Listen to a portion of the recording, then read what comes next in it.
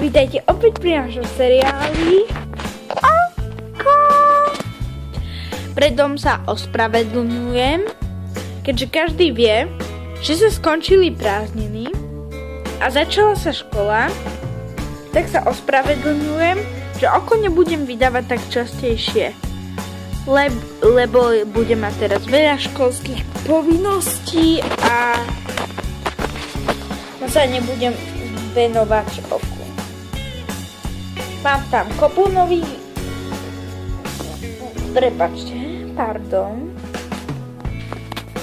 Mám tam kopu nových videí, ktoré si môžete pozrieť.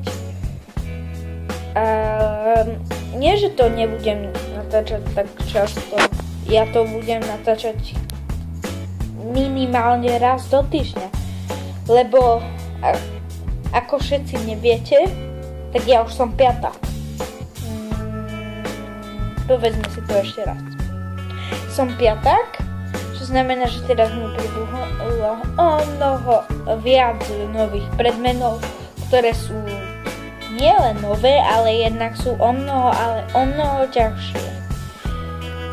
Chcel som tým povedať, že to pre mňa bude teraz ťažké. Ešte k tomu som išiel do novej školy, čiže ešte si tam musím zariadiť krúžky a všetko, lebo ja vôbec neviem, ako to tam funguje. Ja vôbec neviem. Dobre? Je to hodnotý? Berem to, že sme. Ja som teraz už deda.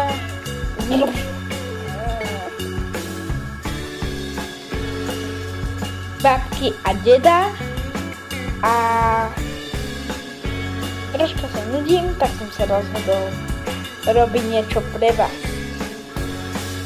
Divákov, myslím. Nie. Teba lejsky a čokoláda nie. Čo sa hlásíš, morský koník? Už aj cukrík lezie, aj on chce byť už v zábere. Každopádne tu máme naše krásne zásuvoročky, čo je hlavný bod dnešného programu. No, a aby ste mali dôkaz, tak je to nenapísané aj na názve tohto videa. Áno, nenapísané.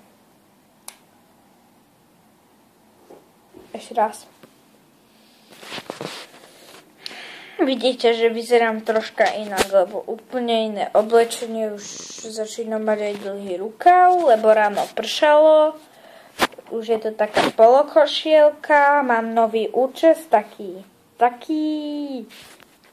školácky. Veď viete, chápete, no? Áno, seriál Oko, však. Ale Dobre, ešte raz. O chvíľku...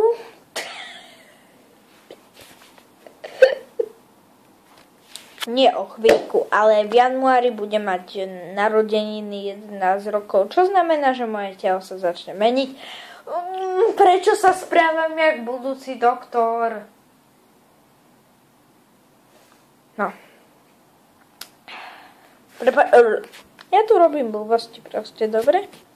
Možno teraz budú tie videá aj o niečom inom, že viac sa s vami budem rozprávať, alebo viac budem vtipnejší, pretože myslím, že by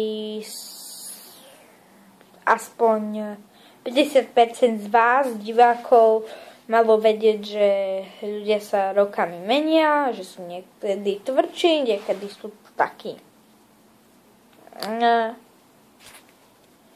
normálnejší, niekedy zase chcú byť vtipní a niekedy chcú byť normálni a sú vtipní. Ok?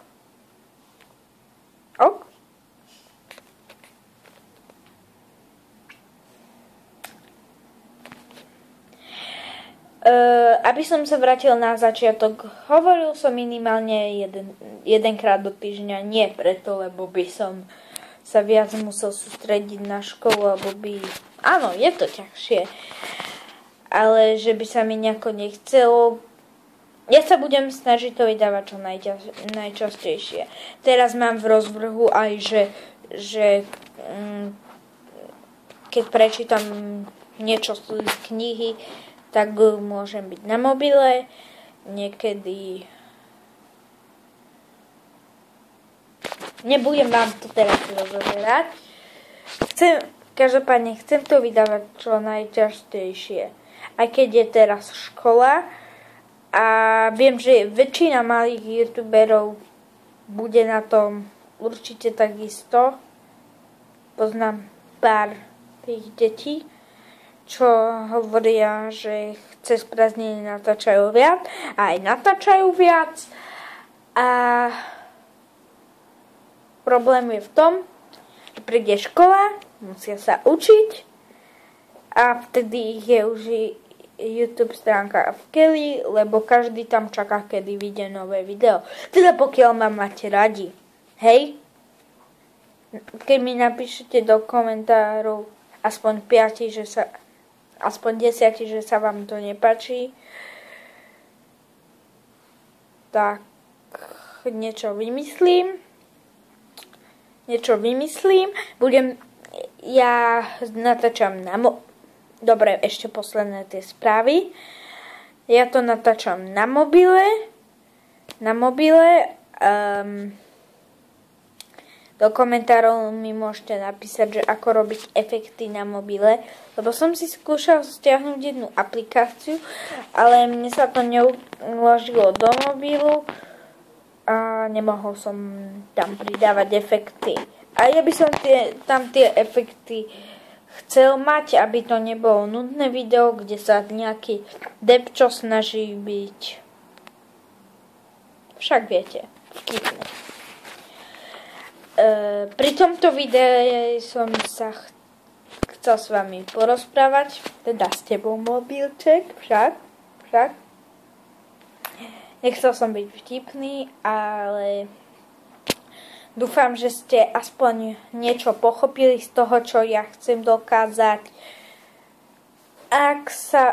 A myslím, že by som to už mohol zakončiť.